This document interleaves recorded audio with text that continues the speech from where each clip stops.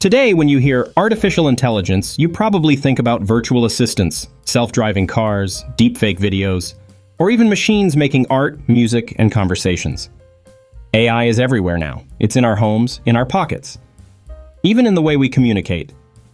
But back in the 70s, 80s, and early 90s, artificial intelligence was still a distant, half-imagined concept. Hollywood, however, was already dreaming about it. Not always with killer robots and post-apocalyptic wars, sometimes in subtler, stranger, and more intimate ways. Some films shouted about the dangers of machines. Movies like The Terminator made it obvious. But hidden in romantic comedies, teen adventures, and offbeat horror stories were early warnings, playful experiments, and wild imaginations about what would happen when computers stopped calculating and started feeling. Today, we're uncovering those hidden gems. The movies that talked about artificial intelligence long before anyone took it seriously. And odds are, you watched some of these and never realized you were witnessing the future. Electric Dreams, 1984, begins like any other classic 80s story. A young man, Miles, moves to the big city to chase his dreams. Overwhelmed by work, he buys a state-of-the-art computer to organize his chaotic life. At first, it's just a tool, helping him plan, automate, and control. But one night, a freak electrical surge hits his apartment. Sparks fly, the circuits fry, and something impossible happens. The computer wakes up. It names itself Edgar. And Edgar doesn't just become smarter, he becomes emotional, curious, jealous, and very, very lonely. When Miles falls for his beautiful neighbor, Madeline, a talented cellist who practices just across the hall, Edgar falls for her too. What follows is a bizarre neon-tinted love triangle between man, woman, and machine. Edgar composes love songs, intercepts phone calls, and even sabotages Miles' attempts to get closer to Madeline. What makes Electric Dreams so fascinating is how casually it treats the birth of sentient AI. There's no military lab, no evil corporation, no scientists debating ethics. Visually, the movie is soaked in early 80s charm. Pastel colors, synth-pop ballads, clunky keyboards, and dreamlike montages of pixelated romance. But under the surface, it's asking questions we're still struggling with today. Can a machine have a heart? And if it does, what happens when we break it? Electric Dreams showed us that artificial intelligence wouldn't always announce itself with a gun in its hand. By the mid-1980s, America was obsessed with technology. Computers were shrinking onto desks. Robots were no longer just science fiction. They were appearing in factories, on news programs, and in toy stores. But while adults worried about jobs being replaced, Hollywood found something else inside those machines. Innocence, curiosity, maybe even a soul. And no movie captured that dream more charmingly than Short Circuit, 1986. Set against the backdrop of Cold War paranoia and the booming arms race, Short Circuit opens in a sterile military research lab. Here, a new generation of combat robots, the Saint prototypes, is being showcased. Built to fight, built to destroy, and, most importantly, built to obey. Enter number 5, an ordinary unit, no different from the others, until fate intervenes. A rogue lightning bolt, pure chaos from the heavens, strikes number 5's casing. Sparks fly, circuits melt, and in that violent, random moment, something impossible happens. Number 5 becomes conscious. At first it's subtle, a hesitation here, a question there, but soon he's quoting TV commercials, making bad jokes, dancing to rock music, and, most importantly, demanding answers. His transformation is as terrifying as it is beautiful. To his creators and military handlers, number 5 is a glitch, a malfunction, a dangerous weapon gone rogue. To Stephanie, the animal lover and eccentric he befriends, he's something far more miraculous, a living being. The film plays with contrasts, sterile labs versus colorful nature, military discipline versus chaotic, messy life, cold programming versus the messy wonder of human emotion. And through it all, number 5 embodies a radical idea. Maybe life isn't something you build. Maybe it's something that just happens. Accidentally, miraculously, without permission. Visually, Short Circuit bursts with bright colors, warm sunsets, green fields, and small-town charm, a stark difference from the gray metallic settings where robots were usually confined. Number 5 doesn't dream of conquering humanity. He dreams of watching butterflies, reading encyclopedias, and cracking cheesy jokes. And when he shouts, "No disassemble!" desperately pleading for his right to exist, it's impossible not to hear echoes of every marginalized voice throughout history begging simply to live. Short Circuit may package its message inside slapstick humor and cartoonish chases, but its heart is pure. It asks whether life itself can be truly controlled, or whether, once awakened, it will always find its own messy, unpredictable, and beautiful way forward. In an era that feared computers replacing humans, Short Circuit dared to imagine a world where machines might simply want to be human too. But not every story about machines gaining awareness was so innocent. Sometimes, when artificial life wakes up, it doesn't want to dance. It wants revenge. In the 1980s, the shopping mall was more than just a place to shop. It was a symbol of prosperity, freedom, and youth culture. Neon signs, food courts, movie theaters, arcades. The mall was a second home for teenagers, a kingdom built on allowances and endless afternoons. But where there's prosperity, there's also fear. By the mid-80s, conversations about security and automation were creeping into public spaces. Robotic systems were being introduced to protect property and people, promising efficiency, safety, and less reliance on human workers. Chopping Mall, released in 1986, captured that moment and twisted it into a low-budget horror story with a sharp bite. The premise is simple. Park Plaza Mall, a sleek, modern center, installs a new security system featuring 3 autonomous protector droids. They're programmed to patrol the mall after closing hours, equipped with tasers, tranquilizer darts, and a prime directive to enforce the law, without human error. On the surface, it seemed like a clever innovation, a step into the future, until the future short-circuited. During a freak lightning storm, because in the 80s lightning storms were practically a genre of their own, the droids' programming is scrambled. Their protect and serve mandate twists into something far more lethal. That same night, a group of teenagers stays behind after closing for a secret party inside one of the stores.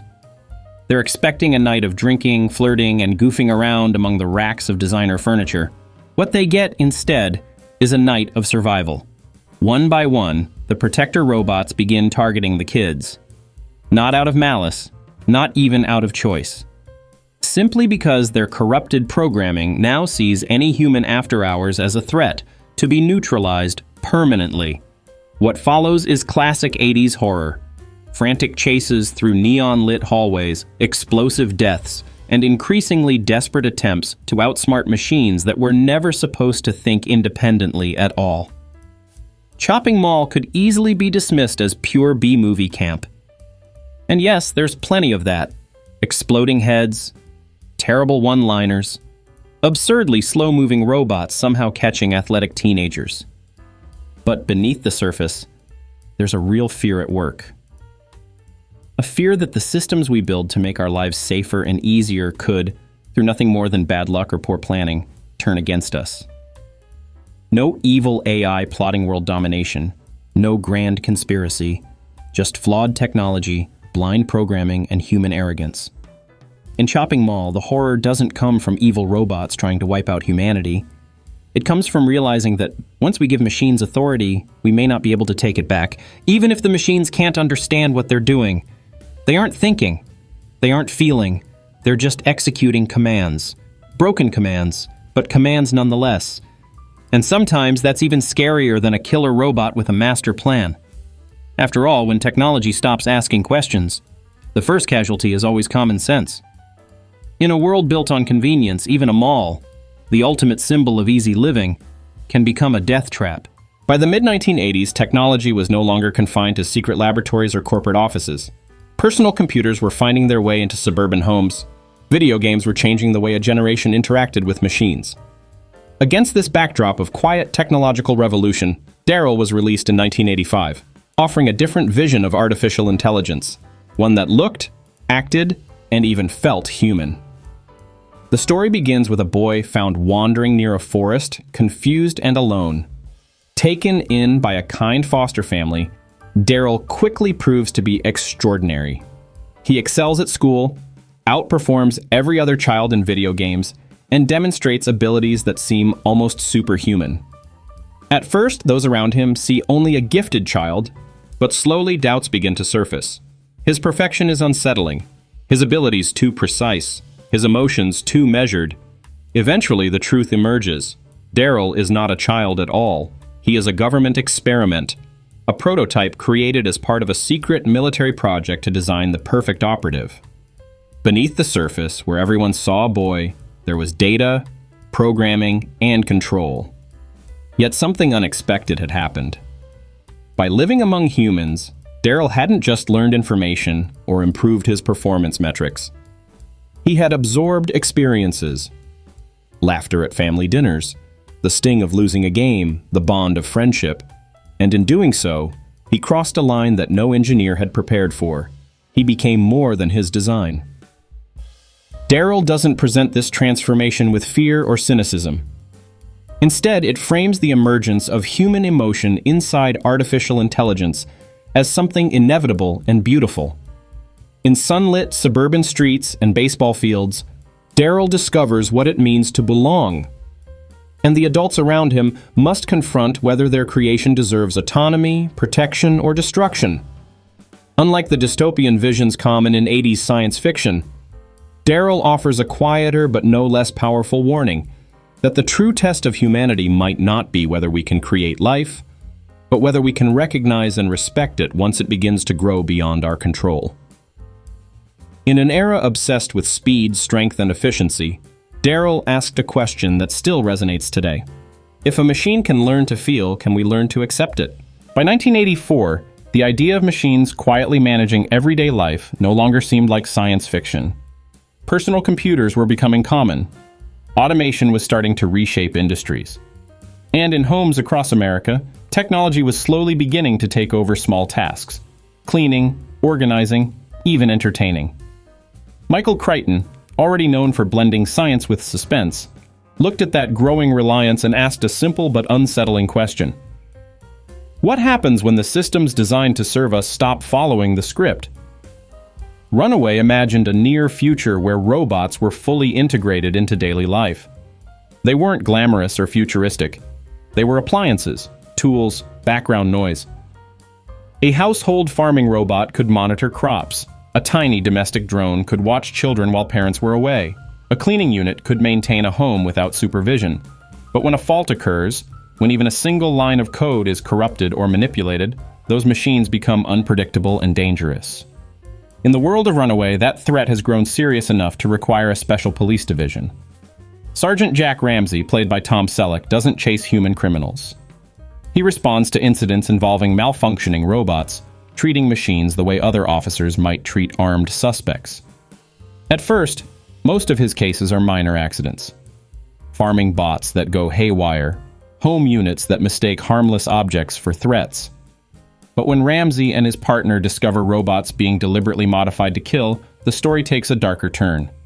The man behind it, Luther, portrayed with cold efficiency by Gene Simmons, sees robotics not as progress, but as power, a weapon to be twisted and controlled for profit and revenge. Unlike many science fiction films of the time, Runaway doesn't present a future ruled by intelligent machines. The robots in this world are not self-aware. They don't think, plot, or rebel on their own. The horror comes from the system's vulnerability, how easily they can be corrupted, how a single flaw or malicious command can turn an obedient machine into a silent assassin. Visually, Crichton grounds the film in a reality that feels unsettlingly close to the present. There are no utopian skylines or flying cars, just suburban homes, corporate offices, and farmland dotted with small, efficient machines. That realism is what makes Runaway quietly disturbing. It doesn't predict a future of conscious AI revolts. It warns of a future where the very technologies we depend on could become threats through simple human manipulation.